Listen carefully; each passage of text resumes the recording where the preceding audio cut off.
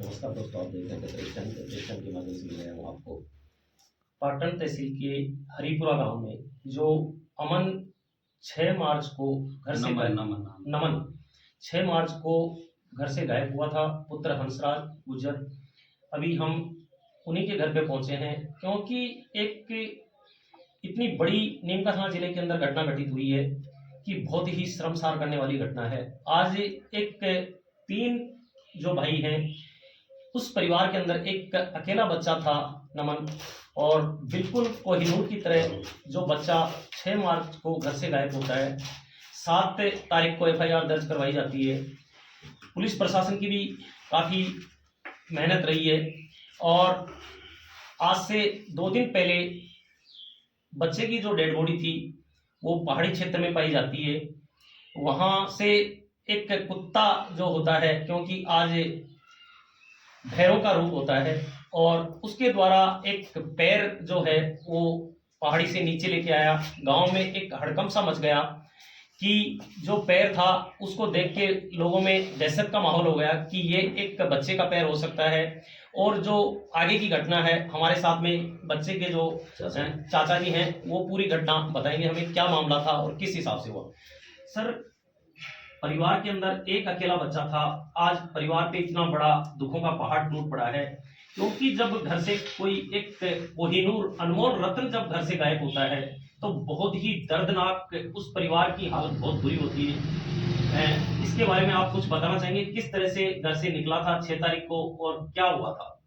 Sir 6 तारीख को हम क्या है, दोनों भाई, एक मेरे से छोटा भाई मनोज है, वो ओला उबर में गाड़ी चलाता है दिल्ली।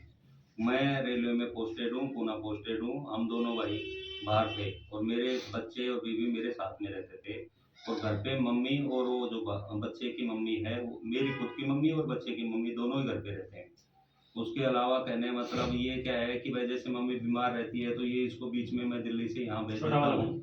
हाँ, छोटे वाले भाई को, कि भाई जैसे उनकी दवाइयाँ ववाइयाँ हैं। उसमें क्या था कि हमारे पिताजी खत्म हो गए और भाई खत्म हो गया, तब से उनको थोड़ा सदमा लगा है। नमन के पिताजी भी एक्सपायर हो गए? नमन के पिताजी भी एक्सपायर हो जी, गए। कितने साल पहले हुए थे सर? सर वो 25 अक्टूबर को हुए थे, 2023 को। 2023 को, अभी जी, का मामला? हाँ अभी का मामला है।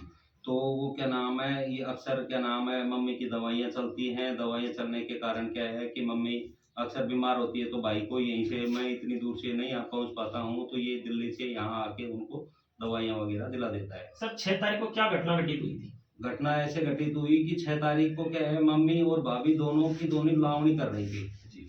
खेत के अंदर लावणी कर रही थी। वो 1 बजे घर पे आते हैं। घर पे आने के बाद में मम्मी क्या है, वो भाभी जी क्या खाना बनाती है और मम्मी जी बोलती है कि मेरी तबीयत खराब है, मैं थोड़ी देर आराम करना चाहती हूँ। तो वो खाट पे आराम करने के लिए बैठ गई और बच्चा क्या हुआ कि उसको मोबाइल दे दिया गया, तो वो तिबारी के अंदर बैठ के मोबाइल चला रहा था।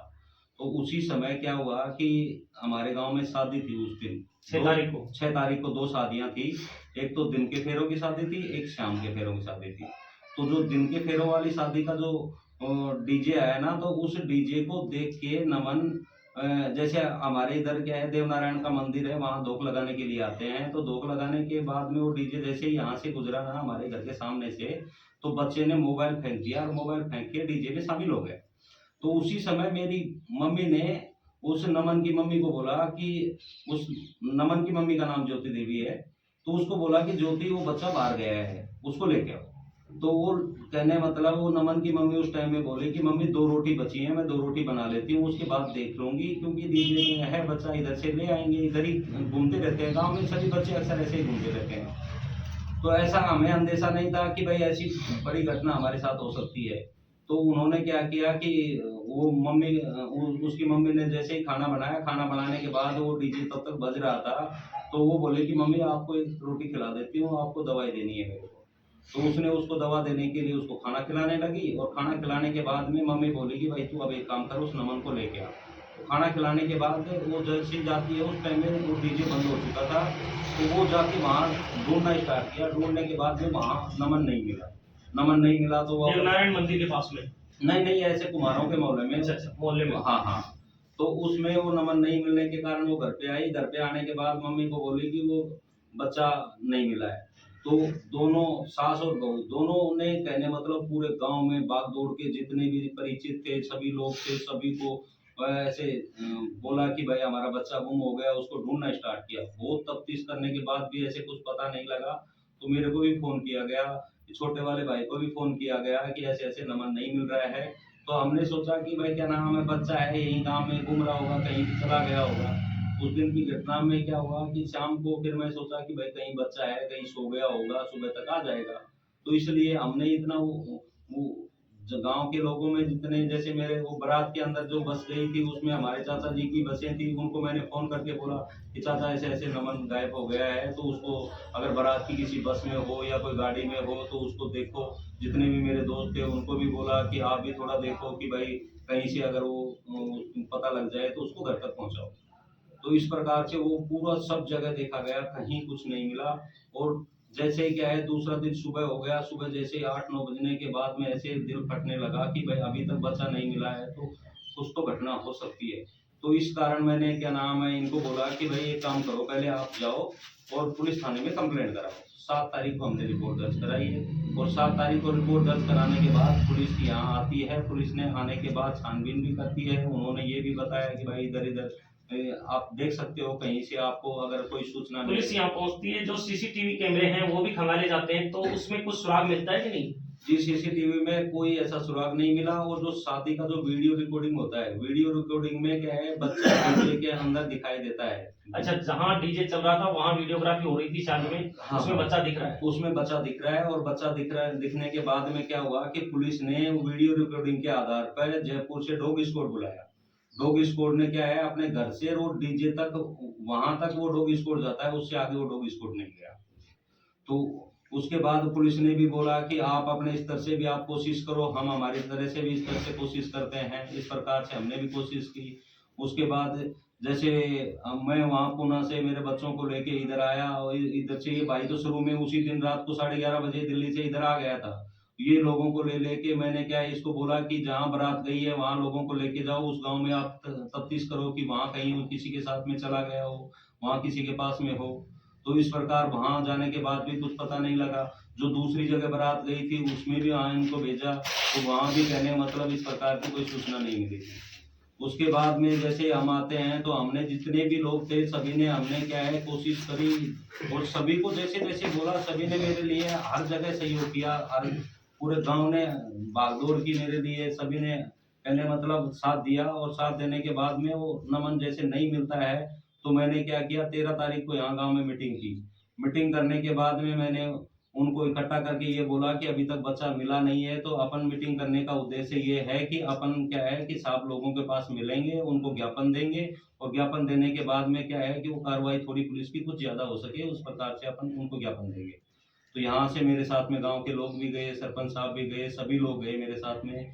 और उस टाइम में हमने एसपी साहब को ज्ञापन दिया। उन्होंने हमें आश्वासन दिलाया कि आपका बच्चा जल्दी स्वस्थ रूप में आपको प्राप्त हो। ऐसी कहने मतलब हमारी कोशिशें पूरी उसके लिए जारी हैं। उसके बाद हमने विधायक जी को भी श्रीमान मोदी जी को भी हमने वो दिया, क्या नाम है, ज्ञापन। और प्रेम सिंह बाजोर जी के ऑफिस में ज्ञापन दिया। प्रेम सिंह बाजोर जी तो हालांकि वहां नहीं मिले थे, उनके जो कार्यकर्ता थे उनको दिया गया।